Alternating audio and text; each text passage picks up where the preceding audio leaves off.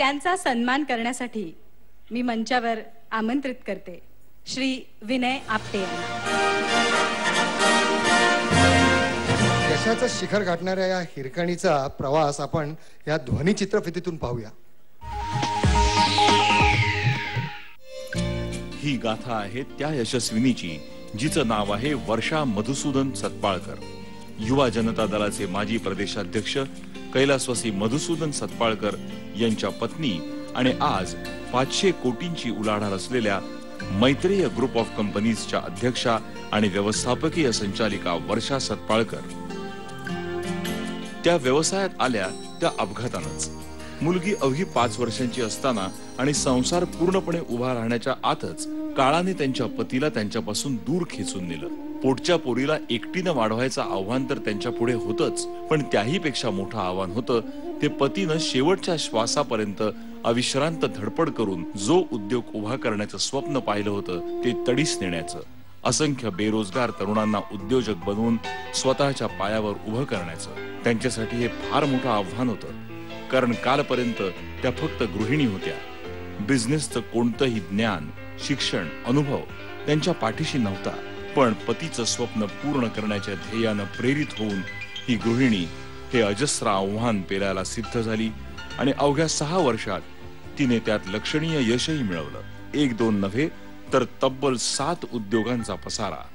Network marketing, मैत्री विहार गृहनिर्माण प्रकल्प, मैत्री दूध, मैत्री मिनरल वॉटर, मामाचं गाव हे रिसॉर्ट, त्रितारांकित हॉटेल मैत्रेयाज, मैत्रीण आणि भटकंती ही मासिकं। वर्षाताईंची स्वप्न मोठी आहेत। बांधकाम क्षेत्रात मैत्रेयाचा ब्रँड त्यांना प्रस्थापित करायचा आहे। नेटवर्क मार्केटिंगच्या माध्यमातून अधिकाधिक लोकांना स्वावलंबी बनवायचंय। त्यांना शुभेच्छा आणि त्यांच्या यशस्वी वाटचालीबद्दल सह्याद्री हिरकणी सन्मान। मी आपल्या नव्या रेक्सोना हिरकणीला म्हणजेच वर्षाताई सतपाळकर यांना मंचावर येण्याची विनंती करते। जोरदार टाळ्यांच्या गजरात आपण त्यांचं स्वागत करूया। श्रीमती वर्षाताई सतपाळकर।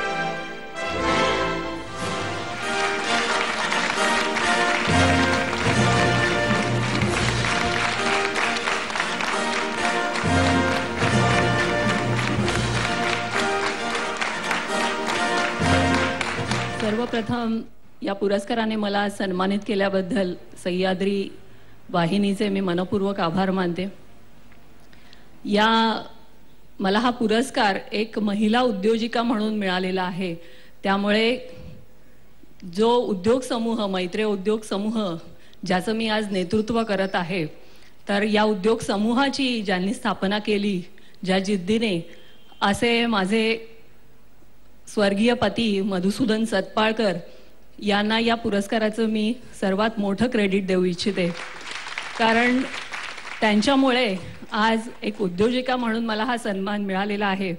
आणि फक्त स्वतःपुरता उद्योग न करता त्यात इतर अनेकांना सामील करून त्यांना आर्थिकदृष्ट्या स्वावलंबी करणं एवढंच या उद्योग समूहाचं उद्दिष्ट होतं। आणि बघता बघता 11 वर्षामध्ये फक्त महाराष्ट्रातच नव्हे तर महाराष्ट्राच्या बरोबरीने इतर 8 राज्यांमध्ये आज आम्ही काम करत आहोत। अब्दुल कलामांनी असं एक स्वप्न आपल्याला दाखवलेलं आहे की 2020 पर्यंत भारत हा महासत्ता म्हणून त्याचं नाव सगळ्या जगभर होईल। तर मला वाटतं की फक्त भारत महासत्ता होण्यासाठीच नव्हे तर आमचं असं स्वप्न आहे की भारतातल्या तळागाळातल्या प्रत्येक व्यक्तीला सक्षम आणि आर्थिकदृष्ट्या स्वावलंबी जेव्हा होईल तेव्हाच खऱ्या अर्थाने भारत महासत्ता होईल असं आम्ही मानतो आणि त्या दृष्टीने आमची वाटचाल चालू आहे।